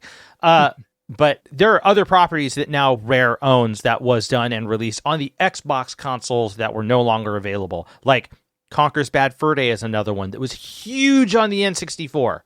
Yeah. And like I said, Banjo-Kazooie and all of those N64 properties were re-released for the Xbox One sometime after, and on, like you said, on Game Pass. But now that the big one. By the way, I mentioned Game Pass for a reason that I will come back to. Okay, moving forward. So Microsoft, what they do in the middle of all of this stuff, they've been looking into separate properties because they're fucking Microsoft. They do that all the time. But for their Xbox, they're getting this because I think they're trying to get set up with exclusives. So they purchased Activision Blizzard, which they're responsible for the Tony Hawk series. They're responsible for some of the earlier Spider-Man games. Blizzard, it's Blizzard. What is it? Warcraft, StarCraft. Blizzard was WoW too, right? Because I know the Warcraft franchise is Blizzard. Yeah. And there's a ton of other ones. Now, after Microsoft purchases Activision Blizzard, there are obviously multi-platform games that are licensed for these for these systems. You know, Sony's got the PS5. It's hot right now. You can't even find one. Yeah. As a matter of fact, I think the Xbox sold over the PS5 just from system availability alone, and and even then, you can't even barely find a new Xbox. With Activision Blizzard, PlayStation's official Twitter account puts out a tweet like the day after about how we expect Activision Blizzard to fulfill their contractual obligations, because they've got I think 4 or 5 years worth of contractually obligated games on the bank, right? So it's going to be a while before you see any type of exclusivity. And then in a move later that week, Sony purchases who you said Bungie. Yeah. And it's a big deal because Bungie is has been Microsoft back pocket for years. Since they bought them for Halo. And this is just, by the way, after Bungie licensed Halo for a TV series. You can go to Paramount Plus, I think, and start watching Halo, or it's got a tab there. I opened up my Paramount Plus app yesterday. Yeah, there's a new Halo series that I cannot wait to watch because it's freaking Halo and I love Halo. The story is rich as hell. The story is freaking fantastic. I've never gotten into Halo so much because I'm just never been good at first-person shooters in general. It's probably the most accessible first-person shooter because of the gameplay and the fact that you have a shield over your armor, so you can actually take a couple of hits before dying. Wow. That's why I like it more than I like any other first-person shooters. Cool. Because the more realistic first-person shooters, you get shot once or twice, you're dead. Mm-hmm. Whereas this, you can take a pretty good number of shots before you die. So there's more gameplay ability with it. The different difficulty levels for the game. Easy difficulty is playable by most casual gamers without too much difficulty. When you get to hard and expert level, you're getting your ass kicked if you're not super freaking good at the game. Yeah. But it's as far as games go, it is a fairly accessible first-person shooter game and was designed as such. Keep in mind when you look at video game systems and their launch game, the game that comes with the system when it's first launched, those games are designed for the ability to have people just pick up and start playing. You don't launch a system with the most difficult game you can possibly put in there. You launch it with something that has some accessibility. You have the ability to make it more difficult with the difficulty levels for people that are more hardcore gamers, but you launch it with something that is accessible. Think about what the launch games were and what you'd get when you buy a Nintendo, a Super Nintendo. A PlayStation. We can go to PlayStation because that's the closer analog to what you're dealing with the original Xbox. But in PlayStation, what was the flagship game? Do you remember? Sony's flagship game with a flagship with your mascot. Because that's the thing is Crash Bandicoot. Yes, Crash Bandicoot, which those were accessible games for people to play. Yeah. They had some difficulty, so to get really good at them, you had to deal with the difficulty of the platformer and be good at that. But they were accessible; people could just pick up the controller and start playing that game. Halo was designed to have the levels of being able to just pick up the controller and play, but also to make it more difficult for people who were more practiced at playing first-person shooters on the computer to transition into this new world of console. And here's the thing. You just talked about how Bungie was bought up and the TV series and all of that. I want to. Do you have more to add before I go further? I mean, there's some places that I could speculate on top of, but I want to see what you have to say first, because I know that you have a point to bringing this up. I have a point to bringing this up. Yeah. And this is you go back to what you were talking about, how Microsoft had approached Nintendo about purchasing Nintendo before they got in the console game. Mm-hmm. Microsoft had been dealing with making they'd been dealing with computers, and they'd been dealing with making video gaming on computers, which is a big field, don't get me wrong. But consoles were becoming there was that we grew up during this time in the 90s where there was kind of this disconnect between console gamers, and still is to this day, although the lines have blurred because of game availability. Back in the day, though, there was a disconnect between console gamers and computer gamers, mainly because you could play games that were so much better on computers as opposed to what you could do on consoles because of the limitations of hardware. Limitations of the hardware and what a console could do as opposed to the computing power of a computer made a whole different level of games. Microsoft, or the Xbox, was kind of the first console that was dealing with the level of computing power. You can argue, there are people that can argue the Jaguar, which was a weird one for anybody who doesn't remember the Jaguar system. That's one you could take a deep dive on one day. Yeah. If I remember correctly, that was two 32-bit chips stacked together to try to pull a 64-bit. The Jaguar? It was, they considered it a 64-bit system because it was a dual CPU 32-bit, but it was so hard to program for that it fell under. Also, it was ridiculously expensive. It was like $600 when it came out. I actually knew somebody that had one. You know him too. Really? My tall redheaded friend. Does he still have it? Oh, probably not after all these years, but he did. Oh my God, dude, that thing is a gold mine. You know how rare that is? How much that thing's worth? It's ridiculous now. I think he had Doom on it too, which was really awesome. Doom on the Jaguar. Wow, I think that'd so, be interesting. It was awesome. But the Xbox was one of the first systems that really had console systems that really had the computing power of a computer. And this was Microsoft's first foray into they wanted to completely dominate this market of gaming. Mm-hmm. And the way to do that was dominated on the computer, dominated on the console, right? Yeah. Essentially it's really funny because that's kind of the PC-based, the PC-based mindset that they had in building that console was what made it weigh so damn much. It's still one of the heaviest consoles on the market. Oh yeah, it's a giant brick. It's like well over. I think it's like 12 pounds or something stupid. It's a giant brick. But I'm actually looking at my I'm looking at my Xbox like right now through we're talking the OG Xbox. Yeah, through a couple of Rock Band and Guitar Hero guitars that are on a Rock Band Guitar Hero guitar stand, because that's how I am. I'm looking at the shelf with my I have an Xbox sitting there, and next to it is one of my Xbox 360s, and right above it on another shelf is my Dreamcast. It's so crazy. The thing's got a conventional size IDE hard drive in it and a conventional size IDE CD-ROM. You're literally using the same cables that would run through a tower computer from the time period. Yeah, like I know how to take that thing apart and put it back together. It's very compacted and it's very heavy, and there's a lot of other stuff that's going on with it, but it's basically a PC in a different type of form factor. It is, and they got into the console business with that and started trying to dominate the console world. Well, PlayStation had its dominance, and you had kind of the back and forth between the two. Mm-hmm. Then you started seeing the shift in Xbox started having much more desire to be an all-inclusive entertainment system. With the Xbox One, they wanted to be all-inclusive. You can control your whole TV. You can control your cable. They started back with Xbox 360.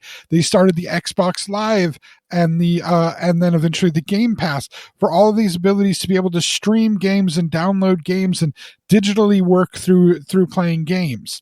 And their system, well, yes, PlayStation had their PlayStation store online and all of their stuff.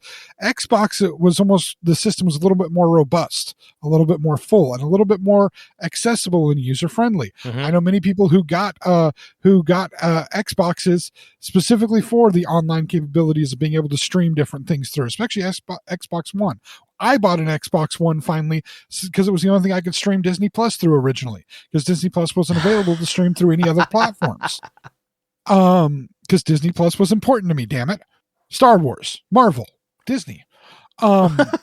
It wasn't even available on most smart TVs. Right. But you saw there's some changes though that end up happening in Game Pass to the point where you can use Game Pass anywhere. You can use it on a computer. You can use it on a cell phone. You can attach controllers to cell phones to play games on your cell phone through Game Pass, streaming the games. You don't even have to download the damn things. Yeah, exactly. And then you have this purchase of Activision and Blizzard. But you see, that's not the whole company name. That's the funny part here. And this is the part that Zach brought up to me. Mr. Zach, he brought this up to me. He's like, everybody's focusing on Activision and Blizzard being the company that Microsoft bought. But that company has one more name. Because there's one more division of gaming. Really? That other name? The third arm of this group? King Publishing. The hell is that? That's funny. You should ask that. King Publishing is actually one of the biggest video game publishing companies in the world, publishing some of the most popular games in the world. I'm looking them up right now. The most played games in the world, like a game called, I don't know, Candy Crush. Oh yeah. Okay. So that has been passive knowledge, but I think yes, I know what you're talking about. King Publishing their main publishing is mobile gaming, which is actually the biggest gaming in the entire world. Of course. We're talking not just American gaming where we're focusing on these consoles and focusing on things like Activision and Blizzard. We're talking worldwide, anywhere where people have cell phones and internet. You're talking countries in Asia that are finally getting, like India, finally getting good Wi-Fi and good internet signals on their phones, being able to start playing all of these games in mass and accessible through their phones, which are becoming our phones now are second nature to us. We are more concerned with having our phones with us sometimes than even having our wallets, because guess what? We can put half of our wallet, or actually more like 90% of our wallet, with the exception of our driver's license, basically, into our phone. You don't even need to carry credit cards or bank cards around. You can put all that crap in your phone. Oh, shit. Oh, are you seeing what King Publishing is involved in? Not specifically King Publishing, but what Activision Blizzard's like overall ownership? Okay. Yeah. Here it is. Call of Duty, Crash Bandicoot, Guitar Hero, Skylanders, Spyro the Dragon, Tony Hawk, Diablo, Hearthstone, Heroes of the Storm, Overwatch, StarCraft, Warcraft, and Candy Crush at least. Yeah. At the very least. King Digital, King.com Limited, King or King Digital Entertainment is one of the yeah. Yeah, and the funny part is, you know what the biggest game out of all of those is? Oh shit, Bubble Witch. Yeah. Candy Crush is actually out of all those games you listed, Candy Crush is the biggest game. Of course. Out of all of them. Of course. With the most players. Here's what I'm seeing, sir. You saw them try to get into the console game. They tried to buy up, at that time, what is, and still in many ways is, the biggest and most successful console company ever. Mm-hmm. Because here's the thing, Nintendo does not really change that much with the times, and they are still selling out like mad all the time. Why? Because they don't need to change something. You don't fix it if it ain't broken. Oh yeah, Nintendo has all their own properties that they need. That's what they spent their history on. That's why they've been, actually, I was talking to my wife about this. They have brand loyalty. Because Nintendo's not even part of, like, they've even come out with a statement because people kept asking them after Sony and Microsoft did their thing. Nintendo's like, we have no plans to purchase any other game properties. We own all the ones we want. We made them.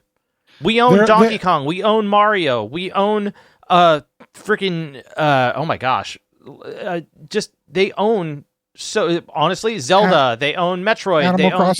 Animal Crossing. They own, they've got. I only mentioned that because, it's my favorite game, and I have a pair of Animal Crossing Crocs. Anyway. Yeah. Absolutely. There's no reason superhero, why. Mike. Superhero. Fair. So we didn't get to have that conversation. Not too bad. Anyway, one for next time. Anyway, Nintendo does own all their stuff. They've built a brand, and they have the brand loyalty with the brand that they have built.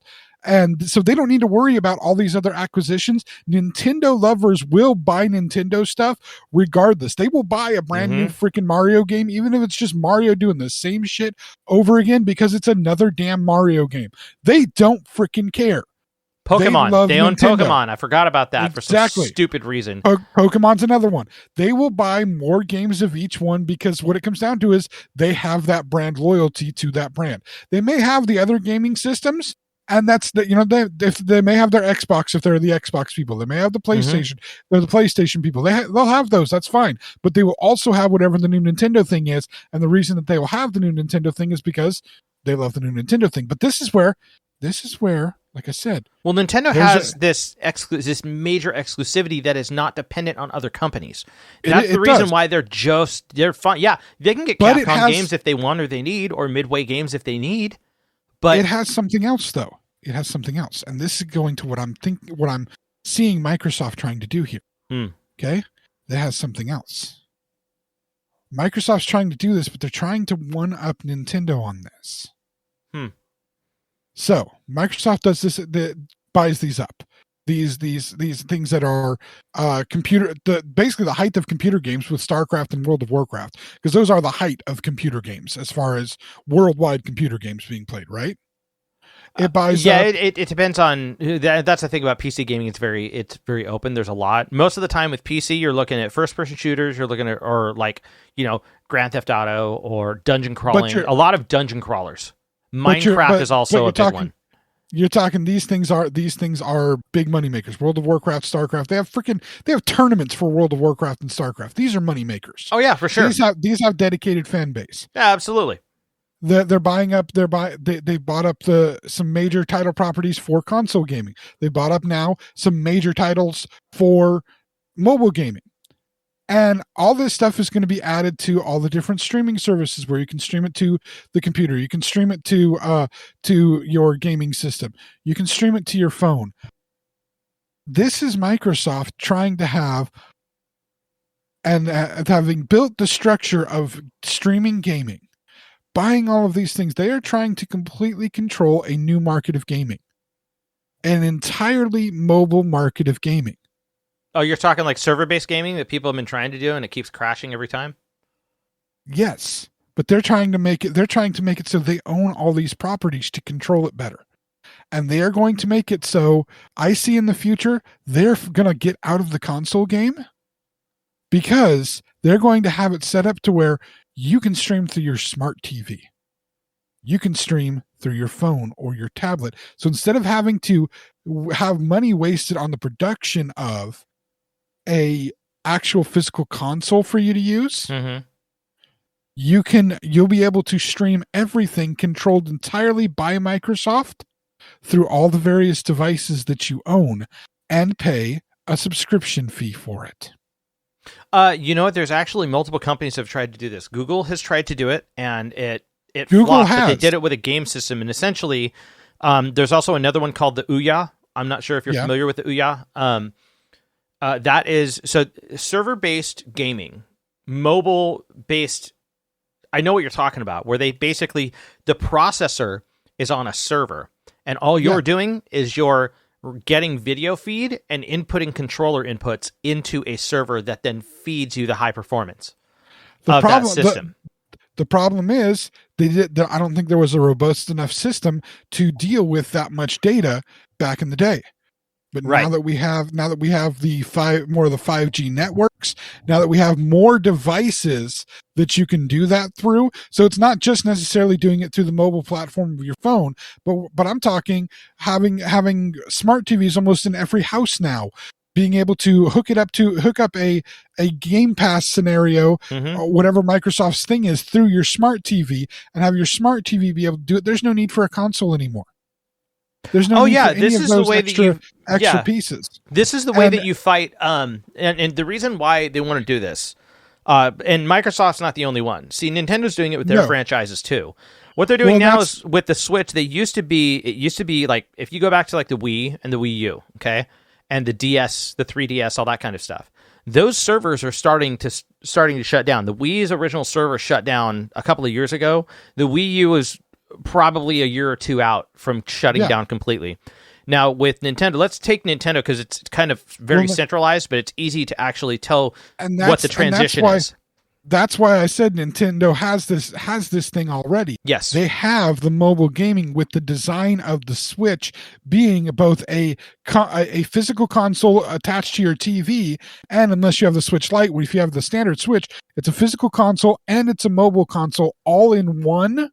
And because luckily they're able to do this because of the graphic limitations of their games, they're not looking for, with the exception of like one or two games, to be like Breath of the Wild or something like that. But even that, they're not looking for exact real to life graphics and all of that, all the extra levels that you're getting from the high performance of the Xbox games and the PlayStation games. I'm not now. Okay, I can't necessarily say that Nintendo is looking to go that route specifically yet. I say yet because it's a while out before Nintendo does all of that. But what they are doing is, let me actually explain what they've done and what the difference is. Okay.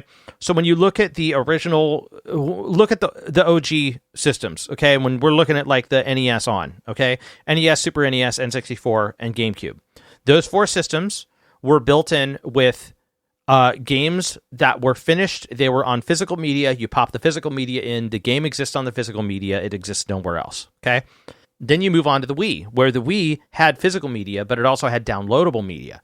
But the downloadable media goes to the in-console memory of the system. You do not have to be online to play it. Now, that was just, you would purchase a game, and you would get the software, and it would download to a hard drive inside the console, and you played it off the hard drive, and that's it. You don't have to be online for it. And then with the way that they sold you that was you would go online, find it, download it, and that's it. That was the eShop. And normally with most games that you get, and Microsoft has been trying to do this for years, one of the big issues of the Xbox One was a requirement that you had to be online 24/7 to even use the console when they first pitched it. And everybody lost their minds. They were pissed when it was found out you had to be online constantly. So they turned that because at that time period, being online constantly was not something that anybody envisioned to be doing. Yeah, not only that, but people wanted to be able to play their console without having to be online. Why is it required that you need to be online to play a game? Now, what they've done in the meantime is pitch online usage as a benefit for years. That was like 10 years ago almost that they were trying to pitch that. But that was the thing. This has been a play from the beginning of getting into these things, has been to completely control the gaming market and completely control your access to any kind of entertainment. And eventually, they can't. They had, like you said, the backlash from having the gaming system, your gaming console online all the time. Though now your gaming system is always online, it's always connected. But nobody has any backlash about their smart TV being connected. Nobody has any backlash about their phones and tablets being connected. And that's what I'm saying is, I think we're seeing, with Microsoft at least, I think we're seeing they will have a move away from building physical consoles at all. They're already moving away from having physical media for their games into completely download of all their games with their digital consoles. Yeah, at that point, Microsoft, you would purchase a controller that would hook up to your smart TV, and then you would just play it that way or something. And you would either download games and pay the price for the download of the games if you want them immediately, or you'd pay for a subscription service where you'd get the chance to play the game a month or 2 months after it came out, or you'd pay a premium to be able to access it earlier. There's so many and subscription services. Once people are signed up for subscription services, that's money in the bank. Look at companies like Amazon Prime, Netflix, Hulu, Disney Plus. People are signed up for their subscription services. And it's not very much money, $15 a month, not that bad. And you have access to all this content, and they're just raking in the money. Piece by piece. Absolutely. It also decentralizes having to go to like if you think about having to purchase content to view, like this isn't the 90s where you had to buy, you had to purchase cable. And it cost you $60, $70, $80, $100 a month to get a bunch of fucking channels you didn't even want. Just to get the channels, of 4 or 5 channels that you wanted to watch out of 120, And then look at the reduction in production costs. They don't need to worry about building new processors. They don't need to worry about shortages of rare earth metals be able to build the stuff that they need to have. They don't have to worry about supply chain shortages if they're not building any more consoles. That's money saved in overhead. You don't have to have what they're doing is they're consoles. What they're doing is they're building servers instead. Exactly. But it depends on here's the fight where this is going to come in. This is where things are going to get complicated. There are people that are okay. So to let you know one other thing that this actually helps fight. This is one thing that I'll tell you that I participate in. I play retro games, right? You do as well. And one of the things that I have participated in for quite some time is finding and downloading. A lot of people call this piracy. It essentially is. That's what it is. But it's in the name of game preservation. I collect video games, like physical titles. There are basically 3 ways that you can get your hands on an old title if it's no longer on the market. Now, with many properties, they're no longer available. You know, you can find a copy of, like, let's say Super Metroid for the Super Nintendo. Okay? That physical cartridge is no longer available on the market anymore. The only way that you can find that is to purchase a cartridge used. Have I done that? Yes. Did I also purchase it with the SNES Classic when it came out a few years ago? Yes, but the SNES Classic is not on the market. The original Super Nintendo cartridge is no longer in production, which means you have to purchase for scalpers prices. Okay? That means when you're buying a game, the guy who has the physical thing that no longer is on the market, where Nintendo is not seeing any of that cash, is charging as much as they fucking want to. And I spent $120 on that game because I wanted a physical copy of the cartridge that was maintained with a fresh battery in it, that was purchased from a local shop. But before I was doing that, battery in it? Huh? It needs a battery in it? Oh yeah, physical game cartridges where you saved to the cart have to use a CR2032 battery in order to save the data to it. Oh, okay, didn't know. That's how it's maintained. Like, actually, your game systems all have batteries in them. There are certain systems that when the battery dies, the system won't work anymore. Interesting to know. But before that, games were saved to the cartridge. Zelda, Metroid, blah, blah, blah, blah, blah. There was a battery inside the cartridge. Well, those cartridges now are 25, 35 years old. So now what you have to do, you got to crack it open. You got to throw a new battery in there, and the game saves will be deleted from the save data, but you'll be able to save to it again, rather than you losing the save data and then being able to play a 40-hour game without being able to save to it. That's what happens with a lot of these systems now, a lot of these older systems now. So to get you back on track here, the point you're making about the about getting old games that are available various. Yeah, and I was going to go back to that because one of the relation to it is that some people don't use piracy for the sake of game preservation. They don't do that. They do that shit to steal it. Okay? Yeah, okay. The issue here is that companies like Microsoft, like Nintendo, all of them have been trying to find ways to fight piracy for a very long time. There was actually, Nintendo put out a bunch of cease and desist orders. Now, for the longest time, for like 20 years, they didn't give a shit about a lot of these ROM sites that were selling, they weren't selling. They were sharing ROMs of this stuff. Basically, this went the way of like Napster and shit for a while. But the thing is it wasn't about stuff that was no longer on the market. They didn't care. So what happened was, as soon as GameStop companies found out that there was money to be made in the retro market, because these people that had these games are now in their 20s and 30s and are finding ways to play this old stuff, they've now started to introduce retro titles via server purchases, like Nintendo's Switch service for their Nintendo 64 and their SNES games they have now. It's server based. You have to be online to play those classic games. Does it put the franchises back in Nintendo's control? Yes. What you're telling me about, and the reason why I've been elaborating on this, is because this sounds like what Microsoft wants to do with current systems. And Sony's probably on their way too, but the way you secure that is you purchase the game company, the manufacturer, and then what you're talking about doing far into the future is create a server-based game setup where you don't even buy the hardware anymore. You just buy something that lets you play off your television or your phone, right? Yeah. So I don't know, and the counterpoint that I'm getting at is that with the current gaming market, like the difference between physical media, like owning movies, which I buy movies too, right? I still buy Blu-rays. I still buy DVDs. Why? Because if the internet goes down, I've still got shit to watch. Yeah. Right?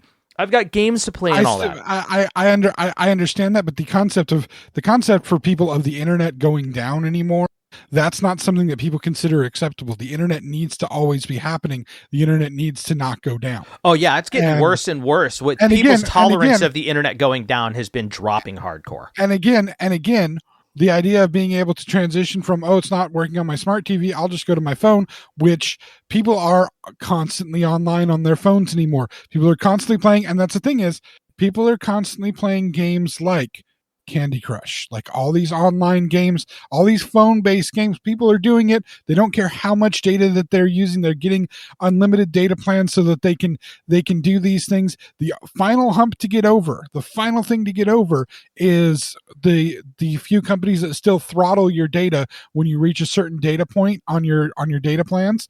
Once that hump is gotten over, I'm telling you, this is what Microsoft is looking at. They're looking at you carrying around a phone that has the capability to stream and play all these various games, even the ability to download some and be able to switch through quick download of games that you can delete and download again and delete and download again, because you're not paying for anything any time that you're downloading it. Mm-hmm. And if you download it, you can play it offline, so you can download it on your phone and not have to worry about necessarily the online connection. So you download it when you're at home, when you're on your home Wi-Fi, and be able to play that full game from your whatever platform you want to be able to play it from, and not have to have again all the overhead of consoles and the worry about sale of consoles and the worry about having enough supply to meet demand. Demand's met by the supply of things that people already have. If you can make it so that people with the things that they already own can access your stuff, yes, you're not making money off of necessarily the stuff that they're using to access with, but you're also not spending money on getting the access stuff. And why do you need to? That's the direction I see this going. Like I said, this is where the rift comes in, right? The problem here has to do with, you have to pay attention to who your customer base is. And a lot of people that I know of, when they purchase a game, they purchase a physical medium. Okay. Now there are some people that purchase downloads and don't give a shit about this. But how many of them are there? Here's the thing. The people that you know that physically purchase games, how old are they? Honestly, in their 30s, man. This is not for the people that are in their 30s. This is for the people that are teenagers and in their 20s. And this is one of those things. I understand that there is a market for that as well, but dude, you have to remember that the majority of the gaming market is in their 30s. Millennials are still the largest gaming. They are still, to this day, the largest gaming demographic. And here's the thing. They will change when it changes. Do you think so? Because I know a lot of people that are fighting that shit right now. I'm one of them. I know you're fighting it. And the thing is, you'll still be able to get all the retro games. You'll still be able to get all the old games. But all the new stuff, you're going to have to make the change for. And when you go back and think all the changes you've already made for all the different things, all the different ways that you get media, you can see there is the possibility. Yeah, you still get movies and whatnot. But I can tell you right now, I stopped buying Marvel movies at a certain point. I'm the movie whore. Right? I'm the guy who buys so many movies, it's not even funny. I always buy DVDs. I stopped buying the Marvel movies at one point. You know why? I still bought all the Star Wars ones because actually I haven't even bought all the Star Wars ones. I don't own the Han Solo one, but that's because it's crap. But still, I stopped buying the Marvel movies because I have Disney Plus and I can watch the Marvel movies whenever I want to. What's the point of buying them? See, that's funny because I have the streaming services for stuff that I can't buy. Right. Well, and that's the reason that I have it. But you're in that the reason what I just said, I will tell you that proves a certain point to a certain degree. You right on that because, and I say only to a certain degree. Talk to me in 10 years, about this, because if it does go that way, if that's the way that the market is, and you are forced into that bubble, you're just going to have to participate that way. What am I going to do? Stop watching TV? Stop playing games? Probably not. When's the last time you bought a CD for music that you like instead of getting it on your phone or some other media? Last year. There you go. I bought it last year. Yeah. I have looked at now. What's funny is, as a matter of fact, physical media. That's a good point. Physical media in general for music has gone down substantially. But what I see most people do is they will check out. Now, there's also an abundance of music as well. It's kind of an indie development for games as well. That's another thing. But when I see the capability of a physical copy of something and the capability of me owning something perpetually versus me getting a license for it for when the server goes down for that system and it's dead and I can't do anything about it, that's when I but again, that's when I look into preservation of stuff that would go into that system. I will say, by the way, to bring it back to something I'd said earlier, just to clear things up, I have done this before.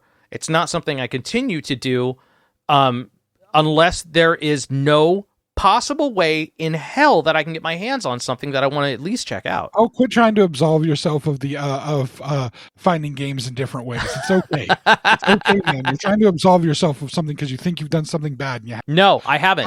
No, I have not done something bad, and I will fight to the ends of the earth about it. But no, you can see how in some places that transition is already taking place, and what's going to happen is that transition will keep taking place, and it will slowly happen where we're in the pot of water that slowly starts boiling, and we don't get out of it in time instead of being thrown directly into the boiling pot. Good analogy. This is the slow boil where suddenly we're in that reality of. Good analogy. Like you said, very well done. You have streaming services for things that you can't get any other way because you can't get them any other way. This is what will happen, and this is Microsoft going in that direction, cornering the market on the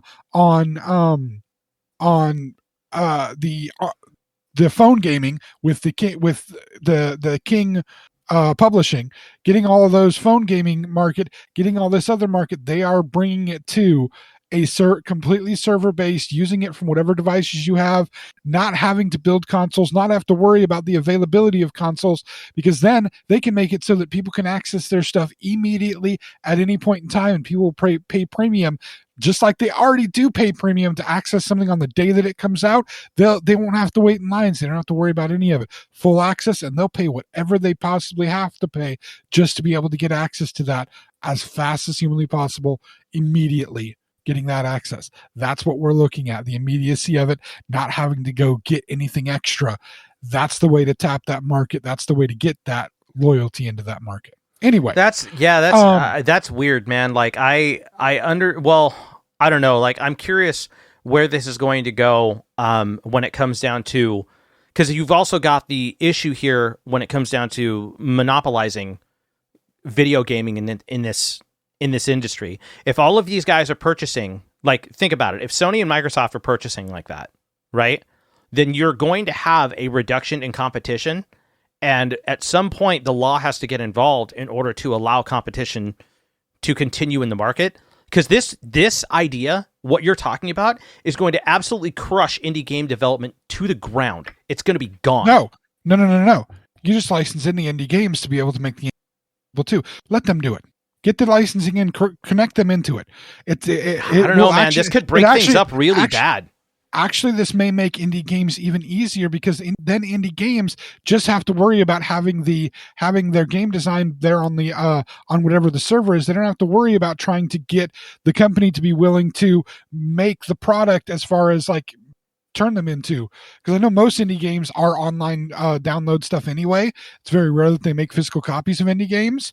There are some, but that's one hurdle of you don't have to get the company convinced to make physical copies of your game and put out the expense to make physical copies. Man. You just make it available online. So much cheaper for the company to let you be a part of the whatever their server is. I'm curious what amount of like I said earlier, man. Like I'm curious where the backlash is going to be here. I would say we should bring this up later. We should bring this up at a later time for sure. I do feel like online gaming is actually to more indie content, just like something like YouTube has opened the world up to more indie content. That's a fair point. You know, this accessibility, this easy accessibility with low overhead makes it so that independent groups can put their stuff out there so much more because they don't have to worry about somebody trusting enough to financially invest at first. They have the opportunity to be distributed to people. That's what the online world does. Think of what you've been able to do with your music stuff from the online world to get out to so many more people than just playing in the various bars that you played in could do. That's fair. That's what some of that makes available. And hey, aren't you more likely to try out an independent game that's part of your subscription streaming service? You see that game is like, well, it's not something I would buy, but I'd give it a try playing it since it's part of my Well, it's free for me to do. That's essentially the purpose of the Game Pass in and of itself, right? Exactly. So I think it actually will cause independent stuff to flourish even more. And hey, Microsoft, whatever company, they're still getting their monthly subscription money, so they don't care if somebody's playing another game. They don't care what game they're freaking playing. It doesn't matter because they're getting their subscription money. I don't know, man. Like where I'm at is I'm curious how much of the retro market, like it comes down to who collapses first. It's who gives up first, right? Because as someone who is part of the retro gaming market, and the reason why retro gaming is a big important thing to me, this takes away from that. This takes away from that entirely. And it comes down to who collapses first. Who gives up? Is it the retro gamers or is it the gaming company? And how long is this going to play out? Here's the thing. What if you could play all the retro games that you want? That you want to own the consoles or you want to own the actual cartridges for the games and whatnot. What if you could play all of your retro gaming? What if every single Legend of Zelda game ever done was available on the Switch for you to take with you everywhere you want to go? That's not available to me. That's what I'm trying to tell you. What I'm telling you, what if it was? Would you even care about getting all the old cartridges? Have you seen my living room? I have. I'm just saying. Have you seen my living room? Dude, I'm telling you. We went through and purchased all of those, man. You're somebody who would. Yes. But not. And I'm trying to tell you that there is more than just people like me. However, I will say that the gaming market in general is made up a bunch of niche specific people. And there are people that will turn away from a company for not giving them a physical copy of something to own. I understand that, but I'm just saying. How many of those is the question, right? I believe there's not enough of them. And by the way, I understand. I can understand that. I don't necessarily tend to agree as someone who does represent that portion of the market. And hey, I understand how you do. If I remember correctly, one of your wedding gifts for me was wife's wedding gift for me was an old Nintendo cartridge of one of the Legend of Zelda games. Yes, if I remember correctly, I had a gold cartridge I gave you. But anyway, that's. We can both at least agree to end this conversation and to finally end this podcast because it's been a long one again. It's been oh yeah, so much long. We can at least agree to the fact that this does change the landscape of gaming and we're not sure where it's going to go. We have our various predictions and our various thoughts, but it is far bigger than just Microsoft having Activision and Blizzard. The King part is important, and I believe it tips the hand to show they are trying to dominate gaming everywhere they can, not just in console, and I think with no console eventually. I think that's the direction they're going to want to go. They want you to access gaming from everywhere at any point in time and not be tied to a brick. Yep. To get you that gaming. Anyway, I can understand that opinion. And there are, I'm going to have to agree to disagree on this one. Because I'm not sure how effective it will be and how long it will take to get that effective. I understand that. Mike, yes. Where would people be listening to us have this discussion as long about video games and Mike's apologies for pirating video games? Fuck off. Hey, you could catch us on the XennialChronicles.com or ZenChron.com. If you don't want to type that much, check us out on basically on all major podcast platforms as well. But really, we really want you to go to our YouTube channel. Make sure that if you're listening to us on YouTube, that you've got the video open. Actually, if you're listening to us anywhere, go to YouTube. Yes, please. That's what I was trying to say. Please go to our YouTube channel. Check us out. Even if you're listening to this video, please go ahead and click the like button on the video.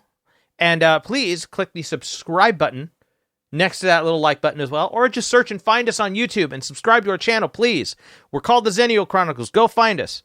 And also next to that subscribe button, there's something else. James, what is that? Because they need to click that too. There is a bell. Yes, there is a bell. Please click that bell so you get notified the next podcast we have, or explanation why we don't have one, or lack of. Well, you won't be told if we don't do anything. But well, I mean, sometimes you will when we never did explain. I'll really quickly explain. Mike was supposed to do it. Mike was supposed to do a video. We said earlier that he lost the job that he was in. The job disappeared that he was in. So he was like, okay, I have time to do a video. And then he got like 4 job offers within like 2 days. So now I've got like work now. So he got work again. It was good news. Everything, we never got to that, but that's why he didn't do the video, was because like he had this really cool elaborate video. Maybe next podcast will explain the video. So you have to tune in for that. Yeah. But yeah, he was supposed to do the video and it didn't happen. Also, while you're there on YouTube, you're liking us, you're subscribing, you're bringing our number up so we can get our custom URL. Please go and check out Mike's 2 other YouTube channels. He has his Chronosode Game channel, which is him and his wife playing video games. A lot of Zelda stuff in there, like we were just talking about. They may even touch on this a little bit. Who knows when they do it? It's been a while, I think, since you guys have done videos. Yeah. But still, check out all the old stuff, like and subscribe that, and then people. Go check out Mike's other page, Ruling Note Music. Please please subscribe. Get your friends to like and subscribe, because he can actually turn that into something that can help him out if he gets enough people subscribing. You're over 500 now, right? Yeah. I'm looking at my count right now. 545 subs. We want 1,000. Yes, we want need 1,000. Please, let's get Mike hooked up for 1,000. Because I Thank can get 1,000. If I help you, if by doing this I'm helping you get 1,000, I get a cut, right? We'll talk about that later. I was going to say, anyway, let's, off air, man. Off air. For people who are again wanting to have reason to listen to us next week. We will talk about what the video was supposed to be, and James has been able to scientifically prove that Crocs are the chosen footwear of superheroes. And James is a superhero. Okay. We'll talk about that next week. All right, y'all have a good one. Thank you for tuning in, friends. The journey continues next week.